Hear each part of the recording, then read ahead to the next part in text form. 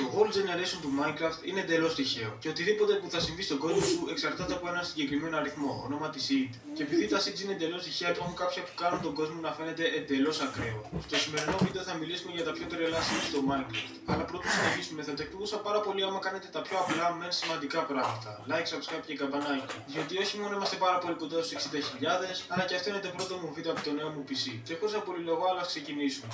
Όλοι ξέρουμε ότι κάθε seed φορτώνει διαφορετικά structures, όπως τα tables και τα mine shafts. Αυτό εδώ το seed έχει ένα stronghold, το οποίο η βιβλιοθήκη έχει βγει τελείως έξω από τη θάλασσα. Ένα άλλο παράδειγμα είναι αυτό εδώ, στο οποίο η είσοδος είναι κυριολεκτικά πάνω σε αυτό το μικρό νησί. Μιλώντας για strongholds, εσύ το ήξερες ότι υπάρχει μία στο 1 τρισεκατομμύριο πιθανότητες να βρεις το end portal ανοιχτό? Σε αυτό εδώ το seed όντως έγινε και υπάρχουν και δεκάδες ακόμα. Όμως αυτό εδώ πέρα είναι μοναδικό. Είναι ένα μπλοκαρισμένο end portal. Και μπορεί να μην με πιστεύετε, αλλά αυτό το seed έκανε generate αυτό το end portal, το οποίο έχει μόνο το 1/3 ανοιχτό και λειτουργεί κανονικά. Αυτό το φαινόμενο έγινε γιατί όχι μόνο το portal ήταν ήδη ανοιχτό, όπως ανέφερα προηγουμένως, αλλά έκανε generate ταυτόχρονα πάνω σε ένα chunk border, κάνοντας το έτσι ένα από τα πιο ενδιαφέρον και πιο σπάνια seeds στο παιχνίδι. Αυτό εδώ που είναι σε amplified κόσμο έχει ένα αιωρούμενο jungle temple, που είναι το πιο σπάνιο structure που υπάρχει. Και ακριβώς από πάνω του υπάρχει ένα απλό αιωρούμενο νησάκι. Φαντάσου απλά κάποια μέρα να αποφασίσει να παίξει έναν amplified κόσμο και να δει αυτό το θέαμα. Είναι κυριολεκτικά απίστευτο. Μιλώντας για περίεργα temples, αυτό εδώ το seed, το desert temple έκανε generate ακριβώς πάνω στο σπίτι αυτού του villager. Απλά κοιτάξτε πόσο διαφορετικός ήθελε να είναι αυτός ο ένας γείτονας και απέτυχε παταγωδός. Μιλώντας για περίεργα σπίτια των villager,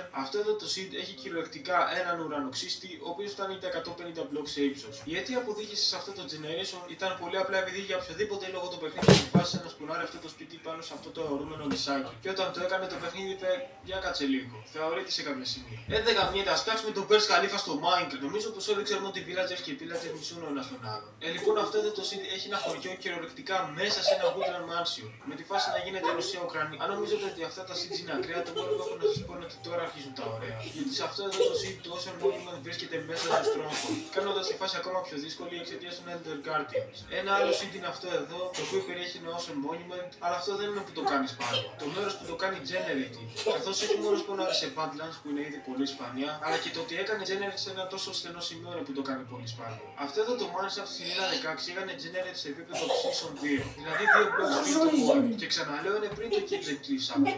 Ο λόγος που έγινε αυτό είναι γιατί τα Mineshafts ήταν τα μόνα structures στο παιχνίδι που μπορούσαν να κάνουν spawn στο επίπεδο του Bedrock. Όλα αυτά τα seeds που είδαμε είναι ήδη αρκετά σπάνια και τρελά, αλλά κανένα δεν συγκρίνεται με αυτό εδώ, καθώς μπορείς να νικήσεις το παιχνίδι χωρίς να χρειάζεται να φύγεις καν από αυτό εδώ το chunk. Στην έκδοση 1.7.10 μπορείς να κάνεις trade με τους villagers για να πάρεις Ender Eyes. Έπειτα, αφού σκάψεις προς τα κάτω, θα βρεις το end portal και έπειτα θα μπεις στο end και να βρεις το level του παιχνίδι και όλα αυτά χωρίς να φύγεις καν από το spawn. Άμα είστε κάποιοι OG θα γνωρίζετε αυτή τη φωτογραφία, στην οποία ο Herobrine έκανε για πρώτη φορά την εμφάνιση του στο Minecraft. Λοιπόν, μετά από μία δεκαετία βρέθηκε το seed αυτού του κόσμου. Αν παίζετε στην 1.8.9 κυρίως για PvP και θέλετε να βάλετε ένα άλλο resource pack, θα έχετε δει σίγουρα αυτή τη φωτογραφία. Βρέθηκε επίσης το seed του κόσμου μετά από χρόνια ψαξίματος. Δεν το έκανα με το είπε μπροστά, αλλά δεν νοιάζει. Ας πάμε τώρα να δούμε τα seeds με το πιο τρελό terrain generation. Αρχίζοντας από αυτό εδώ, το οποίο είναι το πιο ψηλό βουνό σε έναν μη amplified κόσμο στο Minecraft, φτάνοντας στα 256 blocks σε ύψος, δηλαδή το height limit. Ένα ακόμα είναι αυτό εδώ, στο οποίο υπάρχει ένας κάρτος ύψους 23 blocks,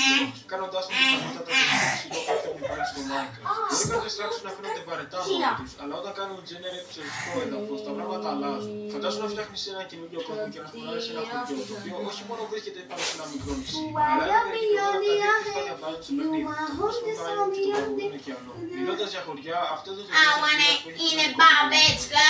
I want it been dustin' in man. It really go. Αλλά σας ενημερώνω ότι κανένα από αυτά δεν είναι τόσο μπαγκαρισμένα όσο αυτά τα τρία που θα δούμε τώρα. Ή αλλιώς τα επαναλαμβανόμενα. Αφού δεν έχεις Στο κώδικα του παιχνιδιού, ορισμένα σας τα επαναλαμβάνουν. Για παράδειγμα, αυτό είναι το σύστημα που φτάνει και τον πόρτο του κόσμου, δηλαδή τα 30 εκατομμύρια blocks. Αν αυτό φαίνεται βαρετό για σας, αυτό εδώ το seed στο πρώτο παιχνίδι έχει ένα τελείωτο επαναλαμβανόμενο χαράκι με λάβα στο μαθηματικό. Αυτό το φαινόμενο δεν συμβαίνει μόνο υπό εκεί.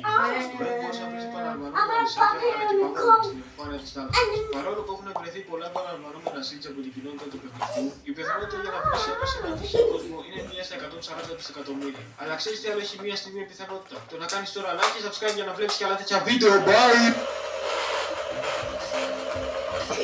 Και αυτό ήταν το βίντεο. πατήστε like και subscribe σας παρακαλώ πάρα πολύ. Σας παρακαλώ, σας ορκίζω μες στο χρυσό μου.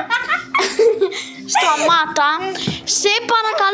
Σε παρακαλώ εσύ να πατήσεις subscribe, σε παρακαλώ.